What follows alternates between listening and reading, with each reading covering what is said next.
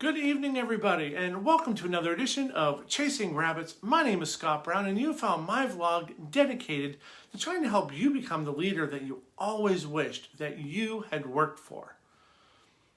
So one of the things that I love about Facebook is that it brings up memories that you may have forgotten about, but that sometimes, if you're doing a video series, provides the basis for a great story and a great lesson.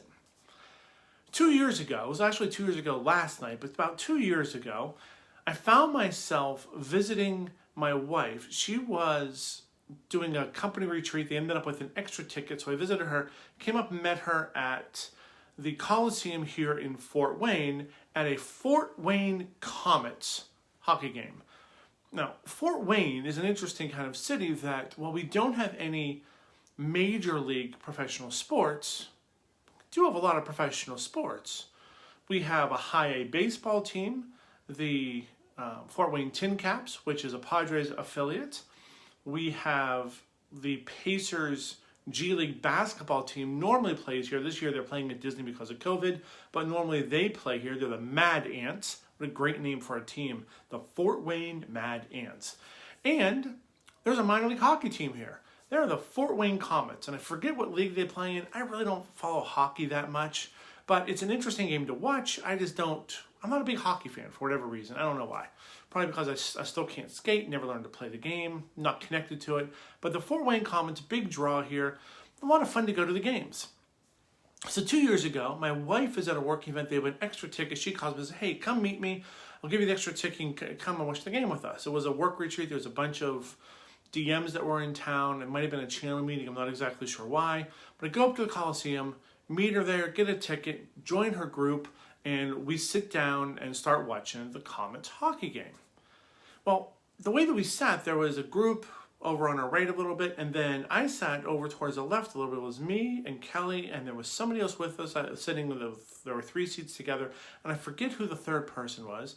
But as we sat there talking, there was a group right in front of us. It was a group of 3 immediately in front of us.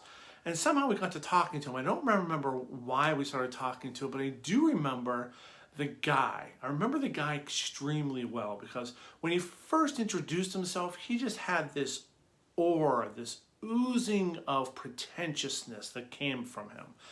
You could just tell that he thought he was somebody really important. He had a huge ego. He just dripped with entitlement. Don't even know exactly why I thought that, but I felt that. As the conversation talked, we started talking about gated communities because we had just moved from Florida, and in Florida, almost everything is a gated community.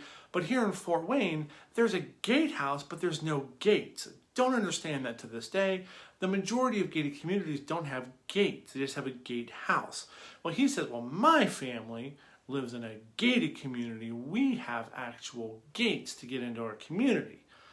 And I said, wow, everywhere in Florida had a gated community. We lived in a gated community in Florida. Jeff Hastings, who's watching this right now, he lives in a gated community in Florida. It's not that big of a deal. It's nice to have, but it's not like it makes you incredibly elite. There are thousands of people who live in gated communities that I know. Not a big deal. Well, as we started talking, and I forget why, but there was something about him that I found to be just really egotistical. And at some point, he points across the way, and he says, that's my family. And I thought that he was pointing to some group that was sitting across the other side of the arena, because we were down pretty low, and I thought there was somebody across from him. So I waved. I'm like, hello, David's family. He's like, who are you waving to? I'm like, you said that's your family. He's like, no, not them, that. And I'm watching, like, what's that? And up above us, there's one of those miniature blimps. If you've been to an arena in the past couple of years, you know there's these miniature blimps that kind of flutter throughout the arena and they drop coupons for something. Well, on the name of the blimp is O'Daniel's Auto Group.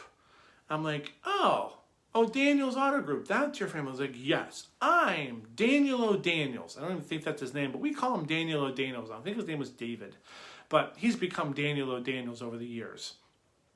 And I'm like, oh, great, you're Daniel O'Daniels. He's like, you don't know who I am? I'm like, no, not at all. I'm like, Daniel, again, I'm Scott. This is Kelly. How are you? He's like, no, I'm Daniel O'Daniel. I'm like, I don't know what that means. And the look on his face was like, how can you not know who I am? I'm an O'Daniels. I am Fort Wayne royalty. And I'm like, dude, your family sells cars. That's awesome. I'm not impressed. I don't know why we're supposed to be impressed with this. He shrunk. Like, you could see him from this, tall, strapping guy. You could see him just shrink. Like, I cut him off at the knees, and I wasn't meaning to, but I had no idea who this guy was. I wasn't impressed that his family owned a car dealership. I think we probably know other people that either own or manage or even work at car dealerships. It's a great gig, I guess, but not something to think that you're royalty about. He thought that because of his connection, he thought that because of what his parents did, because of his name, he was something special. He thought that the O'Daniels Auto Group entitled everybody to kind of bow down to him, to say, oh my word, you're one of the O'Daniels kids. What can I do for you? And that's not the way it works. So here's the thing. No matter how important you think you are going to meet somebody who does not think you're important one bit. When you let your ego lead your impression, when you let your aura be guided by your ego, and especially if you let that ego be driven by your name, by what somebody else in your family has done, you don't come across as somebody that really matters that much. You don't come across as a leader. You don't come across as somebody who's important or influential or motivational. You just come across as entitled.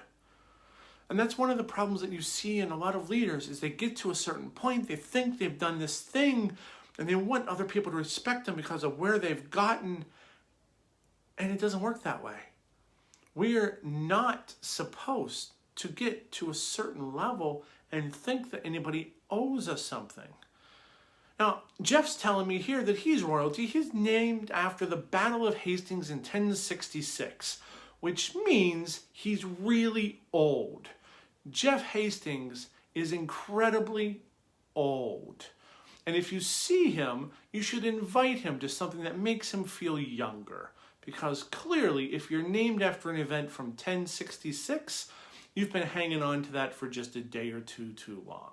The same way that Daniel O'Daniels was hanging on to what his family had done for just a day too long.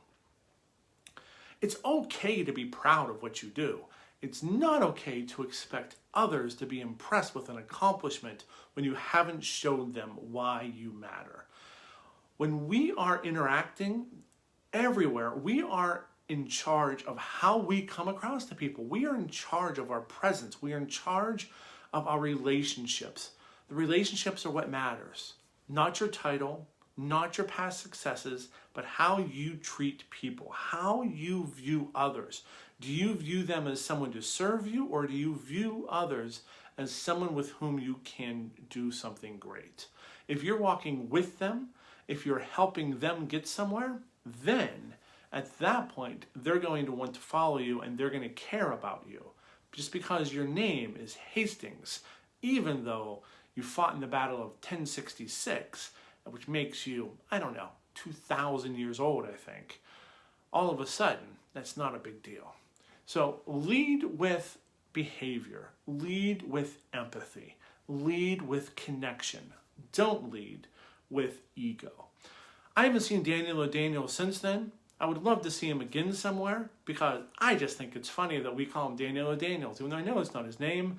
But to this day, I will never forget the way that he shrunk when he realized we couldn't have cared less about what his family did.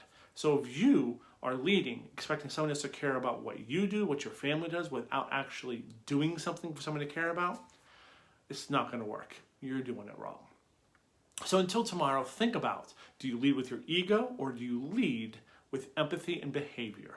Those are the things that create connection. Until tomorrow, my friends, I wish you well. Have a wonderful evening this evening, and I will see you tomorrow for another fun-filled edition of Chasing Rabbits. Until then, I am not Daniel, but have a wonderful night. Toast on, my friends. Toast on.